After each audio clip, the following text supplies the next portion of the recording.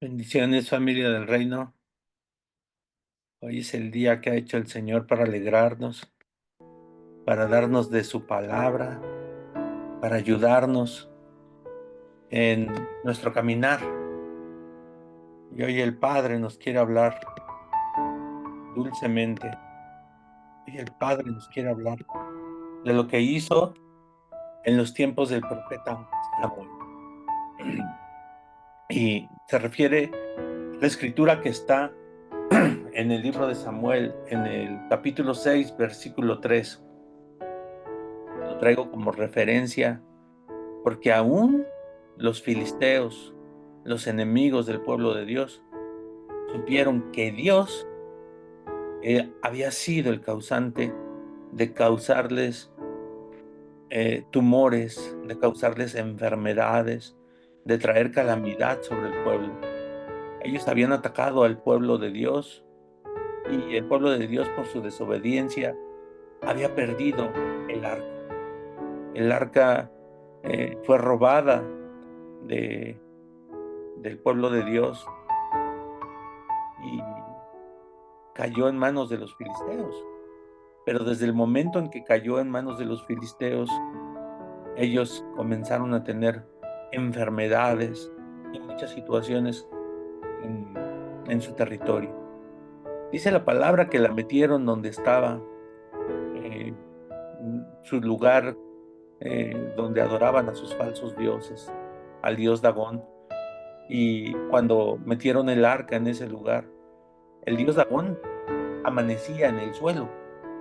La presencia de Dios es fuerte, la presencia de Dios es grande. Cuando entraba el arca de Dios en un lugar donde había falsa adoración, eh, hay, hay una presencia que es más fuerte que todo lo que estén ahí. Ellos no lo pudieron entender. Los filisteos tuvieron la oportunidad tal vez de volverse a Dios. Y me llama tanto la atención que ellos, al ver la calamidad que había sobre su pueblo, mandan a llamar a reunión a los adivinos, a los brujos, a los hechiceros, y hacen un consenso y preguntan, ¿será acaso que el arca que robamos esté ocasionando todas estas calamidades sobre nuestro pueblo? Y ellos llegaron a la conclusión que sí, increíblemente llegaron a la conclusión que sí, pero recordaron lo que había pasado con el arca en Egipto. Cuando estuvo el arca en Egipto, por el arca de Dios, por la presencia de Dios, ellos vencieron al faraón. Ellos pudieron cruzar el Mar Rojo y ellos sabían de las maravillas del Señor. Pero al ser un pueblo de dura cerviz y no querer bajar la guardia, sino que ellos querían tener la razón, ellos pusieron más pruebas todavía al, al, a la devolución de esta arca, porque ellos sabían que no les correspondía.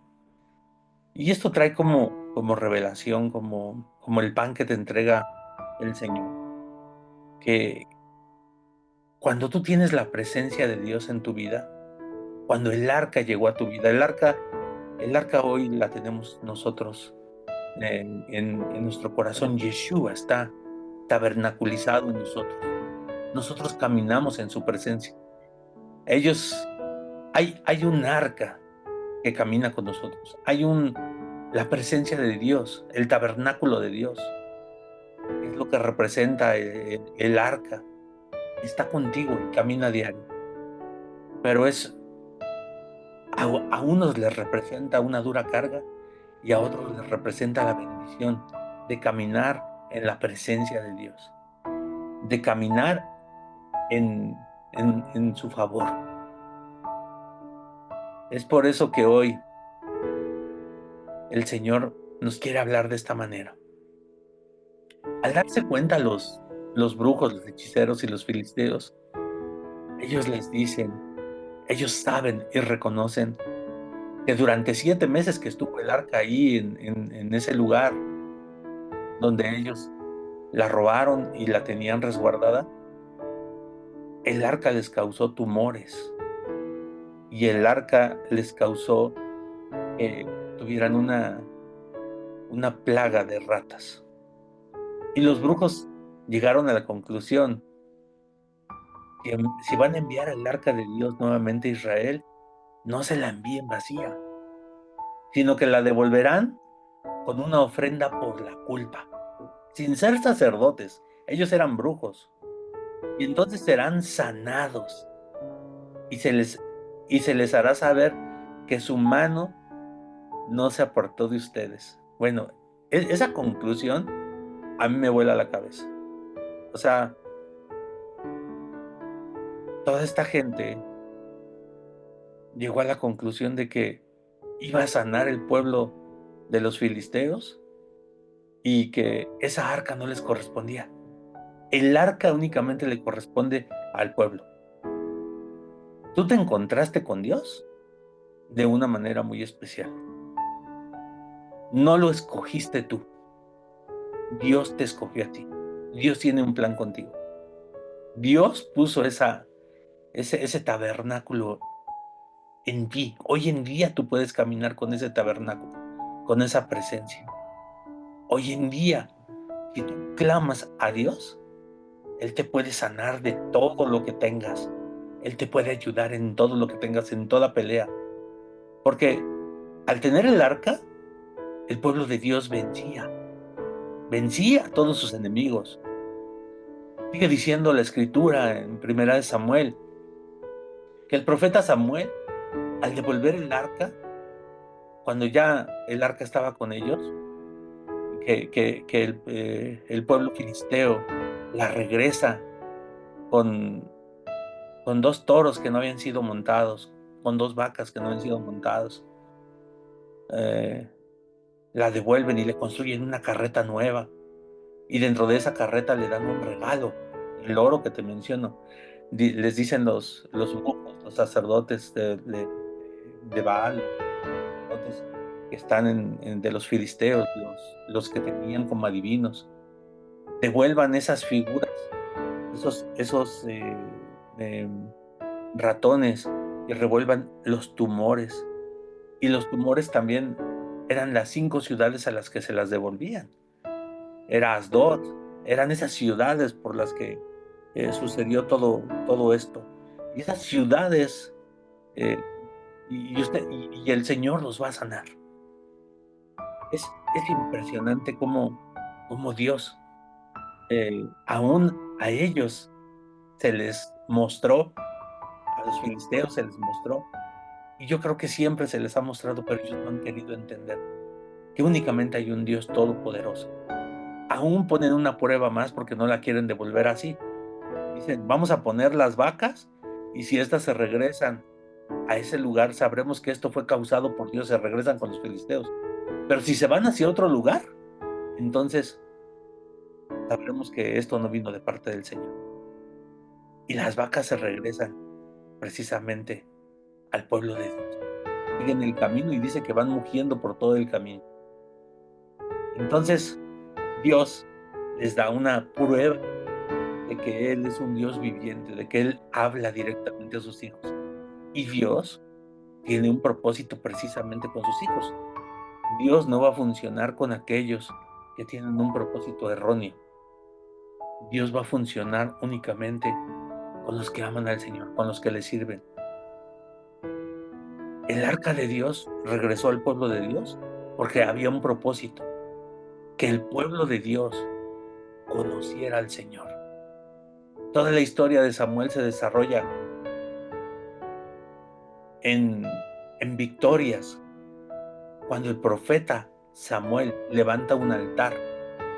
Ese altar provoca que el Señor traiga eh, truenos y confunda a los filisteos, y la victoria se las entregue al pueblo de Dios. Dios confunde a tus enemigos. Dios habla por medio de truenos y lanza truenos para que el ejército de enemigos sea confundido.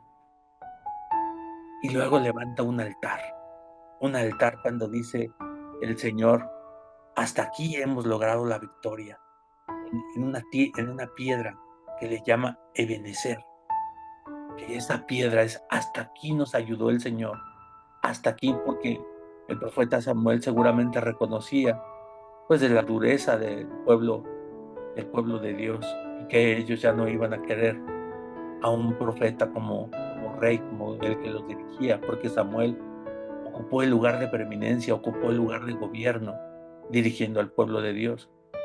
Pero el pueblo de Israel dice: "Queremos un rey como todas las demás naciones".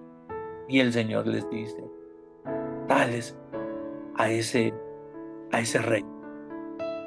No obstante que el Señor les advierte por medio de Samuel, del profeta Samuel, que teniendo un rey iban a pasar ciertos eventos, y aún así el pueblo sigue aferrado a que quiere un rey. Esta esta palabra nos trae como como como una perla que Dios le habla a todos. Dios le habla a malos, a buenos. Dios le habla aún a la gente que está en tinieblas, a la gente que está del lado equivocado. Y si ellos hubieran tenido un corazón más sano, tal vez, ellos hubieran dicho: "El Señor es todopoderoso, nosotros nos volvemos a Él".